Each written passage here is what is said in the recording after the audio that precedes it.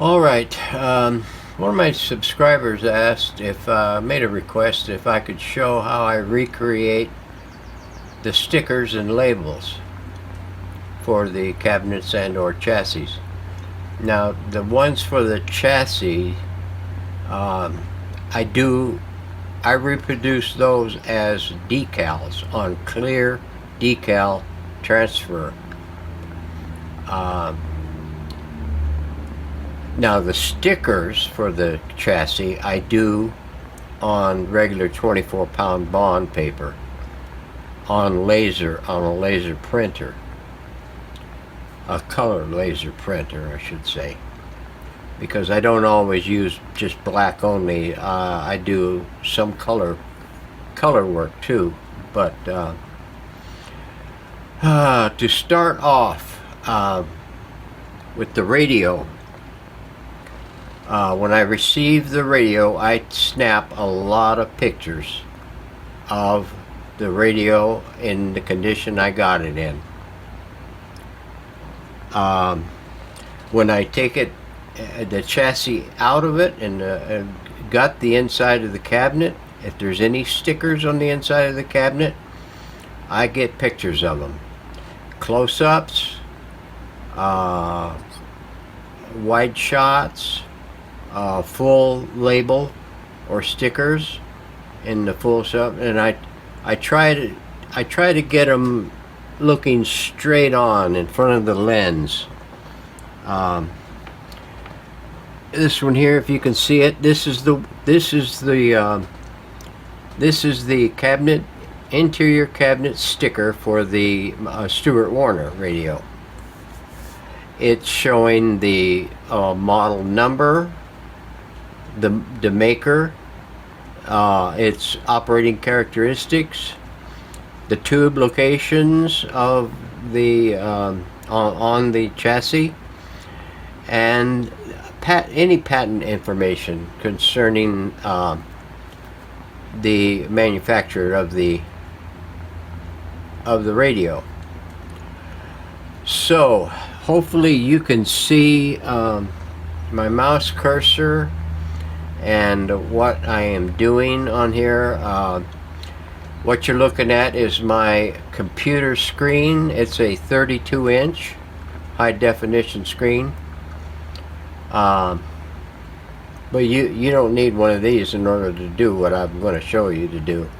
Now, the programs that I use AutoCAD, specifically AutoCAD 2000. It was the latest one that I could get on eBay at the time, which was about 8 or 9 years ago. Prior to that, I was operating on AutoCAD 14. No, AutoCAD 14. No, yeah, I think it was 14. It's been so long I can't remember. And I still have that software, but I just don't. It's packed away in the archives. AutoCAD 2000 allows me to bring in the image of my choice and put it in the background, and I can draw and trace over it. When I do interior stickers for the cabinet with text, I try to match the text as close as possible. Most of the time, Arial font will work just fine, or Arial bold font will work just fine, or Arial black font, which is a heavier, thicker font. Times New Roman will work on some where you have legal text like patent information or stuff like that that you need a font with a serif on it. And I define all the different fonts in my AutoCAD program so that I can use at any given time or make changes at any given time to any of the textual information that I create. I'll show you what I used for creating my, if you can see that, that is a decal. I created 2 at a time or more, depends. This here can be, you can use in multiples. So anytime I have another 9162, I can slap this right on the, this is the one that goes on the chassis. The one for the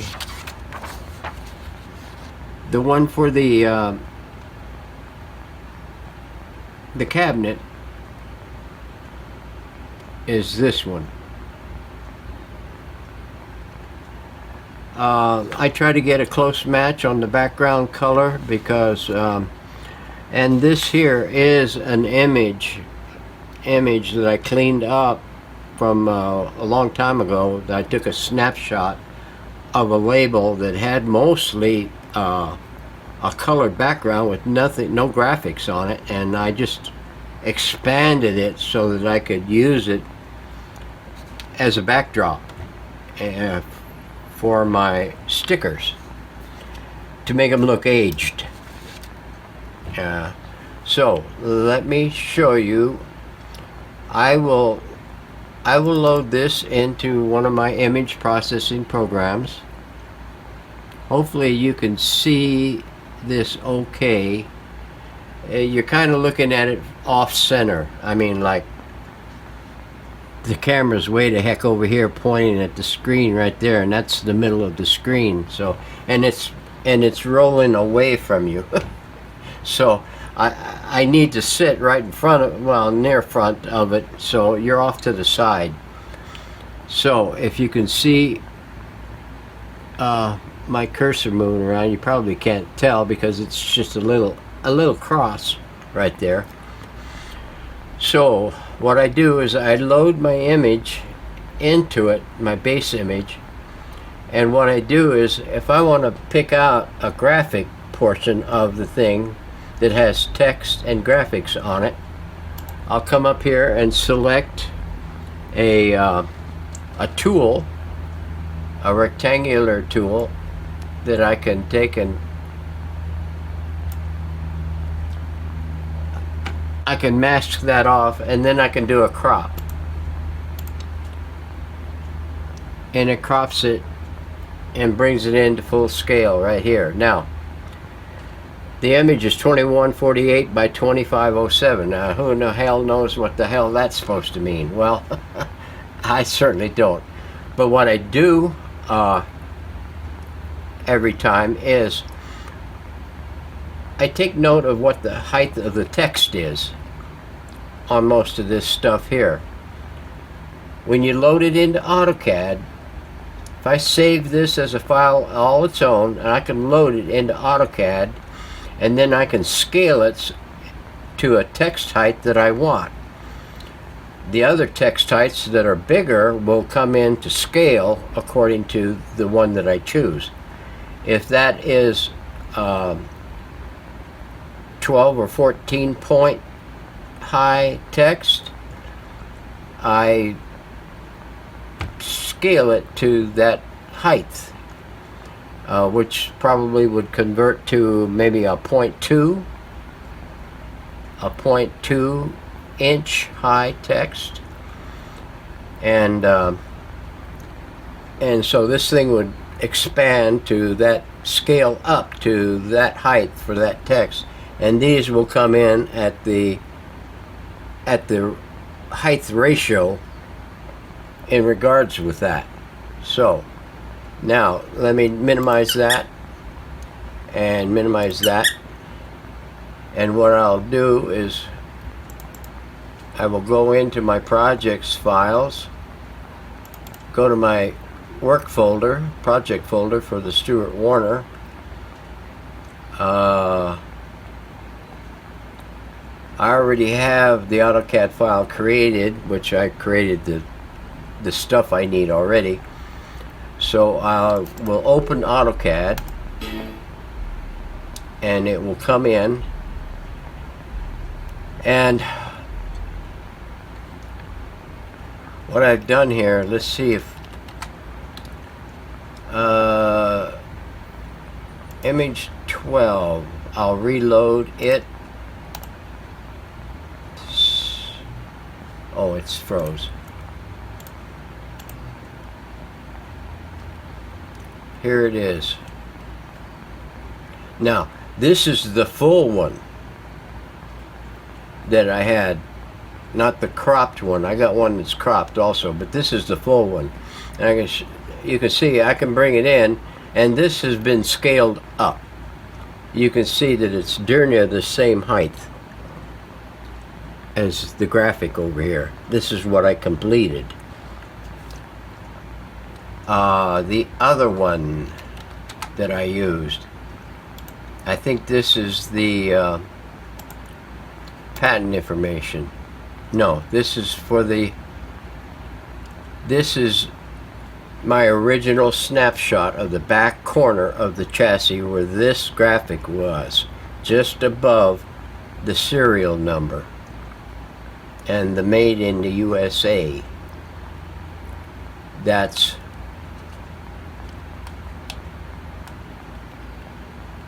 where I got this created. So now, any of the fonts that I don't have access to, like that A right there, I didn't have that A, but I had the other rest of the font. I just didn't have a font with the rounded top on the A. So what I did was I created a polyline. A polyline with all these different pick points around it in order to outline the text. And then I filled it in with a hatch, a solid hatch, and used the A's in the name for the model stuff for the chassis. Here is all the patent information. I don't know if you can see it very well there. So I recreated it, and then I put it together in a graphic that I know I have. Yeah, you can't see. It's a little dark in here. I had to darken it down so you wouldn't get any reflections on the screen.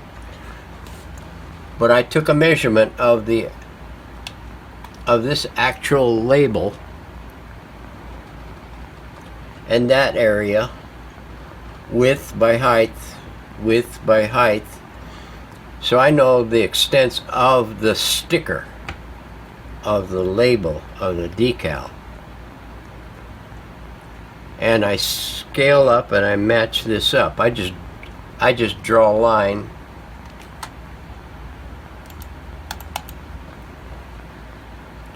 I just draw a line over just to trace it, because actually this is the 1-to-1. I've scaled this up to the actual approximate size that I need of the actual label, and that way I can just trace right over it. And then I can do my textual information, all this patent stuff, off to the side in the graphic, because I have a blow up of just the text, and I recreate all the graphic or all the text for the patent information, the patent numbers, and I stack right on top of the original graphic, the original image. And then when I got it complete, I bring it in and I put it right over the image so it matches. That's all I do with that. Now, I use AutoCAD because I'm used to using it. You go with what you know, because you ain't got time for a learning curve, especially when you got to get stuff done. And I like getting stuff done. So I use AutoCAD because I'm real familiar with it. I've been using it since AutoCAD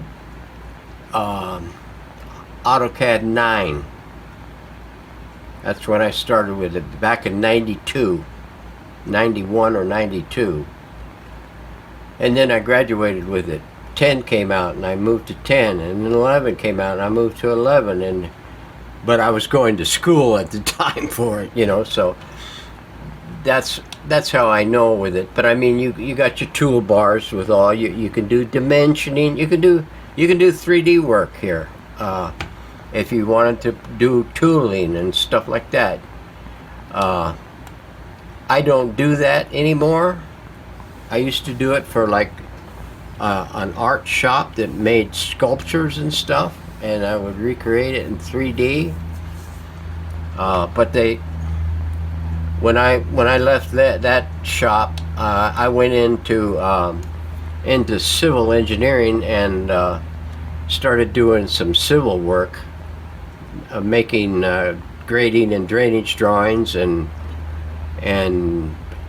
sewage and all kinds of stuff for the civil aspect of the trades. And so this is what I know. This is what I do, the way I do it. Now the graphics program that I showed you initially, this is called PaintNet, Paint.net.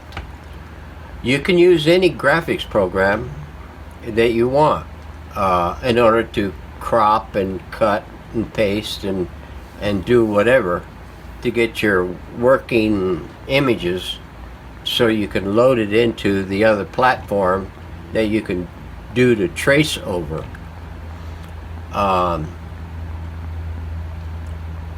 You can use other vector-based graphics software other than AutoCAD.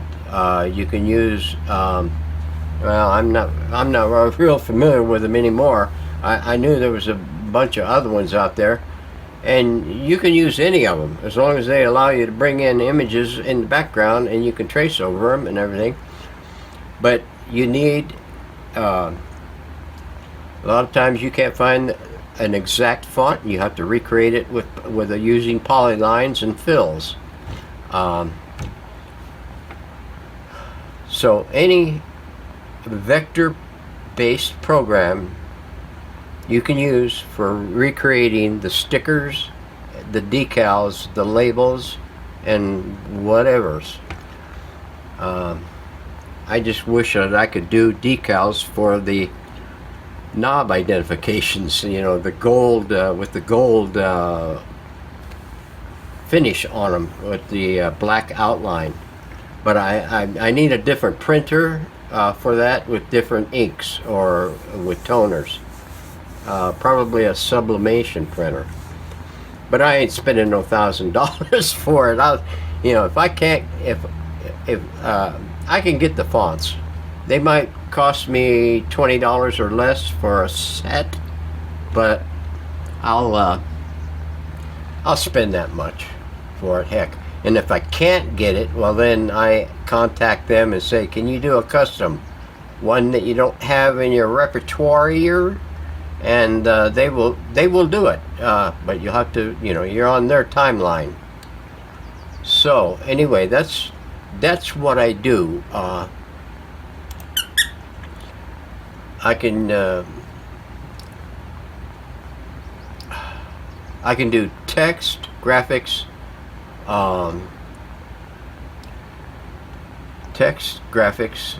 I can even bring them in and print that if I wanted to whatever size.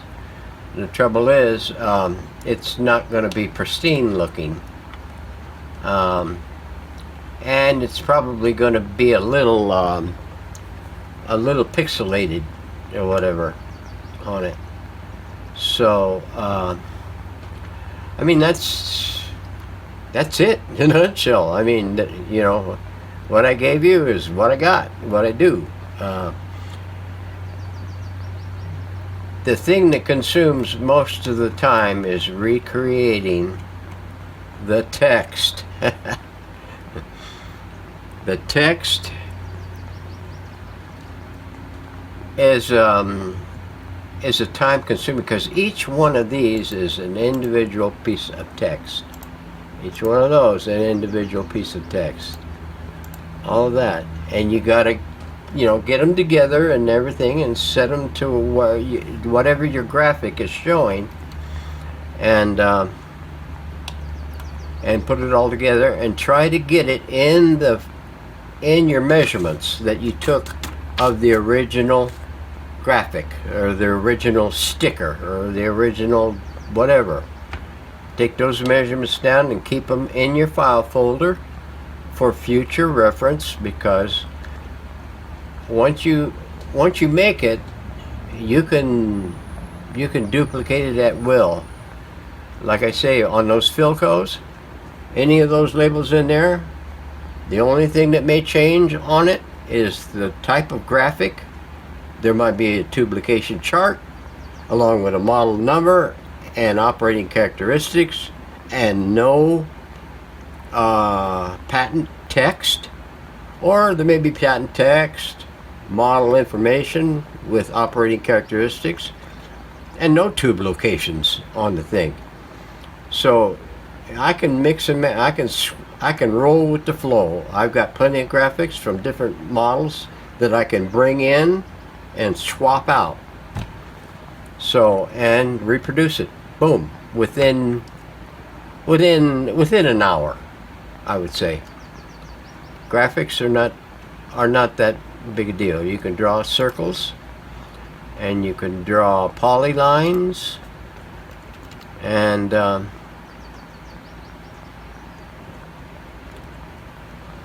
then trim and cut and whatever, fill it so that you get what you need. So anyway, that's what I got right there. So I hope that helps you out. Use any paint program that you want in order to get your images cropped and suited.